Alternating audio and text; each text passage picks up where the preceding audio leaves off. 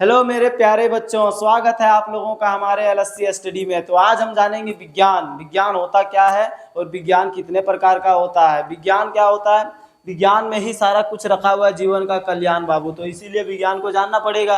और विज्ञान जो होता है वो 3 प्रकार का आता है, रासायनिक विज्ञान, भौतिक विज्ञान और जीव विज्ञान। तो हम जो आज स्टार्ट करने वाले हैं वो है हमारा अध्याय 1 में, वो है रासायनिक अभिक्रिया एवं समीकरण। ये जो है ये रासायनिक विज्ञान में आता है और ये बहुत इंपॉर्टेंट चैप्टर है क्लास 10 के लिए। क्यों? क्योंकि भाई इससे बहुत सारी चीजें आपको पूछा जाएगा, साथ साथ में ये चीजें आपको आगे भी बहुत काम देगा।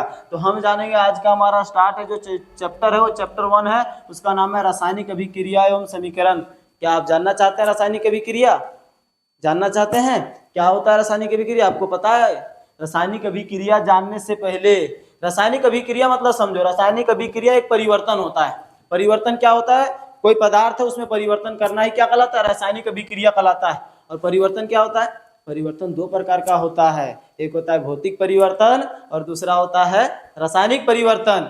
तभी जाकर के हमारा रासायनिक अभिक्रिया होगा, अन्यथा होने वाला नहीं है। तो रासायनिक अभिक्रिया को जानने से पहले परिवर्तन को जानना पड़ेगा कि भौतिक परिवर्तन क्या होता है और रासायनिक परिवर्तन क्या है। तभी हम आगे रासायनिक अभिक्रिया को हम बढ़िया से समझ पाएंगे, अन्यथा समझ पाने वाले नहीं है। तो चलिए हम स्टार्ट करते हैं रासायनिक अभिक्रिया एवं उसके समीकरण को। तो इससे पहले हमको क्या जानना पड़ेगा? परिवर्तन। और परिवर्तन कितना प्रकार का होता है? 2 प्रकार। 2 प्रकार का कौन कौन सा? चलिए यहाँ जानते हैं रासायनिक अभिक्रिया और समीकरण को कुछ स्टार्ट करते हैं।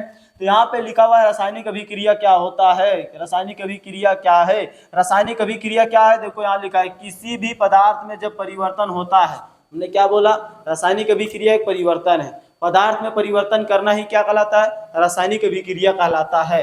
तो यह क्या कहलाता है? 2 प्रकार। देखो रासायनिक अभिक्रिया क्या है? एक परिवर्तन है। और यह जो होता है 2 प्रकार का परिवर्तन होता है। हम आपको बताए ना कि परिवर्तन जो होता है 2 प्रकार का होता है, एक होता है भौतिक परिवर्तन और दूसरा होता है रासायनिक परिवर्तन। तो ये दोनों को जानेंगे, परिवर्तन क्या होता है, तभी रासायनिक अभिक्रिया हमको समझ में आएगा।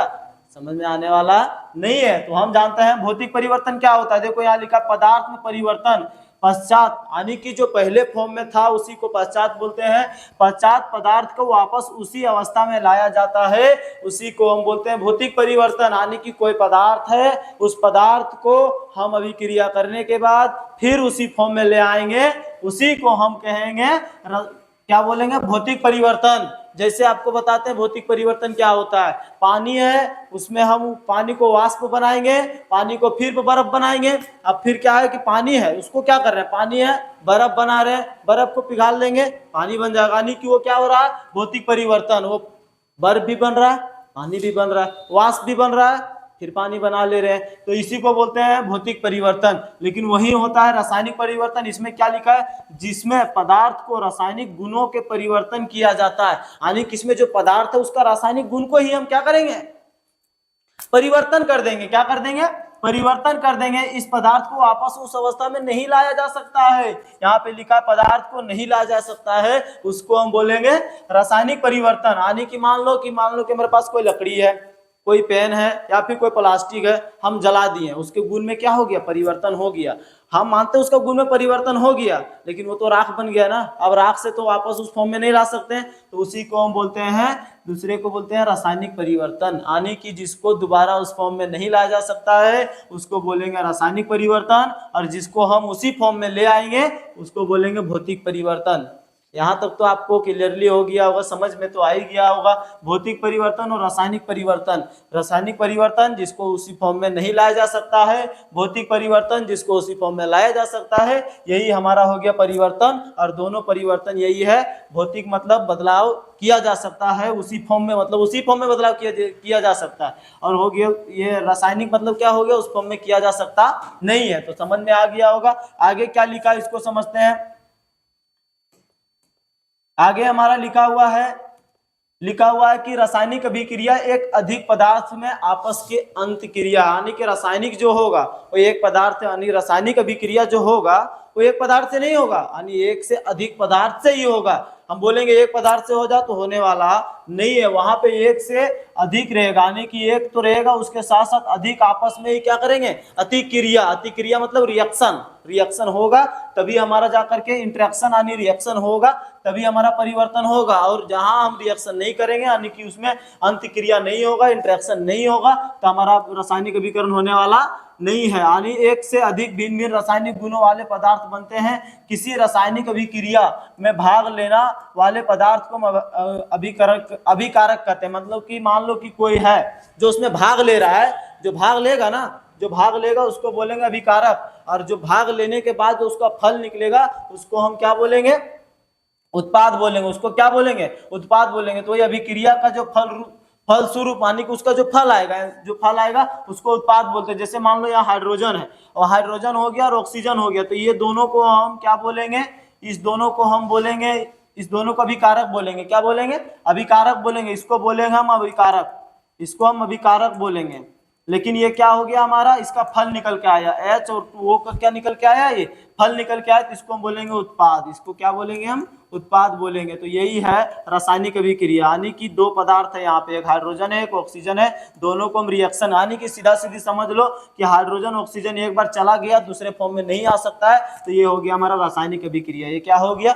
रासायनिक अभिक्रिया। यानी कि एक बार इस फॉर्म में चला गया दूसरे दोबारा इधर नहीं आ सकता है, तो इसी को बोलेंगे रासायनिक अभिक्रिया। तो ये जो हमारा है यही है हमारा रासायनिक अभिक्रिया, इसी को हम बोलते हैं रासायनिक अभिक्रिया। और ये जो दो पदार्थ है, ये दो पदार्थ भाग लेने वाले को बोलते हैं अभिकारक, और जो इसका फल निकलता है उसको बोलते हैं हम उत्पाद।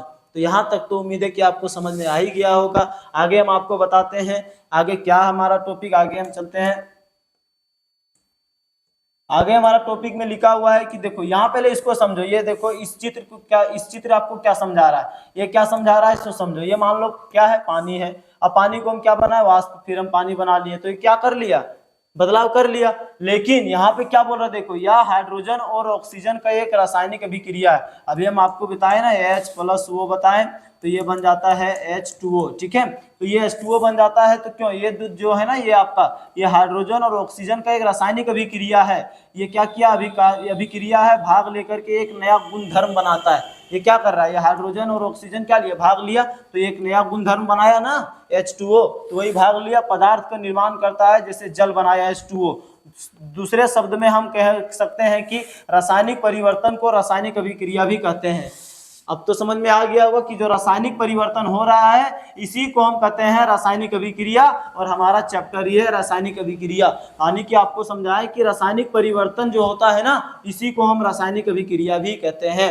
यानी कि जो परिवर्तन होता है दो प्रकार का होता है, एक होता है भौतिक परिवर्तन और एक होता है रासायनिक परिवर्तन। तो हम यहाँ जानेंगे रासायनिक परिवर्तन, जिस मतलब कोई पदार्थ है उसको एक बार परिवर्तन किया गया उसके गुण में, तो दोबारा उसी फॉर्म में नहीं ला सकते, उसको हम बोलते हैं रासायनिक परिवर्तन। तो ये रासायनिक परिवर्तन को ही हम रासायनिक अभिक्रिया कहते हैं। यानी कि रासायनिक अभिक्रिया और उसके समीकरण चैप्टर का ही नाम है, तो वही है रासायनिक परिवर्तन, इसी को कहते हैं। हमारे आसपास बहुत सारी परिवर्तन होते रहती है। हमारे आसपास क्या कर रहा है? इस पूरा पृथ्वी में, पूरा इन्वायरमेंट में क्या हो रहा है? एक दूसरे से क्या हो रहा है? परिवर्तन तो होते जा रहा है ना, उसी को हम जानेंगे कि परिवर्तन कहाँ से होता है, कैसे होता है, इसमें समीकरण करने के लिए भी हम जानेंगे। तो अगला हमारा टॉपिक है रासायनिक परिवर्तन क्या होता है। रासायनिक अब जानेंगे रासायनिक परिवर्तन क्या होता है, उसको जानेंगे। एक ऐसा परिवर्तन जो किसी पदार्थ को रासायनिक गुणों को परिवर्तन करता है। एक ऐसा कोई भी पदार्थ ले लो, वो क्या करता है? कोई भी पदार्थ है वो क्या करता है? रासायनिक गुणों में परिवर्तन करता है। यानी कि अतः इस प्रकार के परिवर्तन को पदार्थ वापस उसी अवस्था में प्राप्त नहीं किया जा सकता है, वही कहलाता है रासायनिक परिवर्तन। अभी तो हम आपको बताएं आगे कि रासायनिक परिवर्तन क्या है। कोई भी पदार्थ है, उस पदार्थ को अभिक्रिया करने के बाद, यानी रिएक्शन करने के बाद वो फिर से दोबारा उसी फॉर्म में नहीं लाया जा सकता है, उसी को हम क्या कहते हैं? रासायनिक परिवर्तन। वही लिखा हुआ है कि रासायनिक गुणों में परिवर्तन करता है, और अतः इस प्रकार परिवर्तन को पदार्थ उसी व्यवस्था में नहीं लाया जा सकता है, उसी को हम रासायनिक अभिक्रिया कहते हैं। रासायनिक परिवर्तन के कुछ गुण होता है, चलो गुण को भी जान लेते हैं। रासायनिक परिवर्तन के निम्न गुण है, यानी कि एक से ज्यादा गुण है, उसी को हम बोलते हैं निम्न गुण। निम्न गुण कब आएगा? जब दो या दो से अधिक गुण होगा, तो उसको निम्न गुण बोलते हैं। तो इसका गुण क्या क्या जानते हैं? इसका पहला गुण है कि इस प्रकार के परिवर्तन में साम्यता, पदार्थ के रासायनिक गुणों में परिवर्तन होता है। यानी कि जो पदार्थ है उसका रासायनिक गुण में परिवर्तन होगा। अभी तो हम बताए ना, उसी को तो हम कहते हैं रासायनिक परिवर्तन। तो मान लो कि अगर हमारे पास है लकड़ी, लकड़ी को हम जला दिए तो राख बन गया, तो उसको गुण में परिवर्तन हुआ ना, तो वो हमारा पहला इसका जो है इसका गुण का पहला गुण बता दिया कि उसका परिवर्तन होता है। दूसरा लिखा हुआ है कि रासायनिक परिवर्तन के पश्चात पदार्थ को पहले वाले अवस्था में प्राप्त नहीं किया जा सकता। क्या लकड़ी को हम जला देंगे वो राख बन जाएगा, राख से लकड़ी ला सकते हैं? नहीं ला सकते हैं। तो दूसरा गुण वही है। तीसरा गुण क्या लिखा हुआ, यह एक अस्थाई परिवर्तन है। और यह जो है एक अस्थाई परिवर्तन, अस्थाई मतलब एक जगह स्थिर रहने वाले को अस्थाई कहते हैं। तो यह एक अस्थाई परिवर्तन है। आगे जानते हैं, आगे क्या क्या गुण है। आगे क्या है कि ये जो रासायनिक परिवर्तन के पश्चात एक नया पदार्थ निर्माण होता है। अब रासायनिक परिवर्तन हुआ तो हमारा क्या हुआ, लकड़ी था, लकड़ी से हम क्या बना लिया, राख। तो राख तो एक नया पदार्थ बन गया ना। तो चौथा गुण में वही बोल रहा है कि रासायनिक परिवर्तन के पश्चात मतलब जो पहले क्या था, लकड़ी था, लेकिन अब क्या बन गया, परिवर्तन में परिवर्तन हो गया राख में। तो वो क्या है, चौथा पॉइंट यही बताया, चौथा गुण यही है कि वो जो एक नया पदार्थ का निर्माण ले लेता है। उदाहरण जैसे दूध है, हाँ दूध का उदाहरण सही है, दूध है उससे हम दही बनाएंगे, दही जमाना हो सकता है, लोहे पे जंग लगना हो सकता है ना। तो दूध है, दूध से दही बन जाएगा, दही से दूध बनने वाला नहीं है। तो वो पहले क्या था, दूध पदार्थ था, दूध एक पदार्थ था ना। तो आप क्या किए, वो दही बन गया, लेकिन दही से फिर उस फॉर्म में आ सकता नहीं है। तो यहाँ पे लिखा हुआ है कि रासायनिक परिवर्तन पश्चात नया पदार्थ का क्या करता है, नया पदार्थ का निर्माण करता है। तो ये क्या बना दिया, दूध से दही बना तो नया पदार्थ हुआ ना। लोहा था उसमें जंग लग गया तो नया पदार्थ वो भी निर्माण किया, है ना। अब यहाँ उसका अगला पॉइंट क्या लिखा हुआ, अगला गुण जानते हैं, वायु के संपर्क में आने से जंग का लगना। ये एक एग्जांपल है, ये भी उदाहरण में, ये भी उदाहरण जैसे हो गया अंगूर का रस से हम क्या बनाते हैं, शराब बनाते हैं। अंगूर था, अब उसका पदार्थ में परिवर्तन करके क्या बना लिए, शराब बना लिए। लेकिन शराब से तो अंगूर नहीं बन सकता है ना। वही लिखा, भोजन का पकाना, जैसे हमको सूखा चावल है, अब उसको हम क्या करते हैं, घर में पकाते हैं तो भात बन जाता है, लेकिन उसको फिर से हम क्या करेंगे, चावल बना लेंगे नहीं। तो परिवर्तन तो हो गया ना। और क्या लिखा है, हमारे शरीर में भोजन का पचाना। अब हम जो भोजन किए हैं, क्या हम भोजन क्या करता है, वो पचता है तो क्या करता है, दूसरी व्यवस्था में निकलता है ना। यानी कि उसका क्या है, पदार्थ था उसका गुण चेंज कर लिया, चेंज किए ना। आगे कुछ और गुण है। अगला गुण क्या है, हम जो क्या करते हैं, श्वास लेते हैं, श्वास तो लिए वायु को, लेकिन हम क्या छोड़ रहे हैं, कार्बन डाइऑक्साइड। तो इसमें भी क्या कर रहे हैं, बदलाव कर रहे हैं। अब आगे जानते हैं रासायनिक अभिक्रिया के बारे में। रासायनिक अभिक्रिया को कैसे पहचानेंगे, अगला जो हमारा टॉपिक है कि हम रासायनिक अभिक्रिया को हम कैसे पहचानेंगे। रासायनिक अभिक्रिया है तो इसको पहचानेंगे कैसे। तो रासायनिक अभिक्रिया को पहचानने के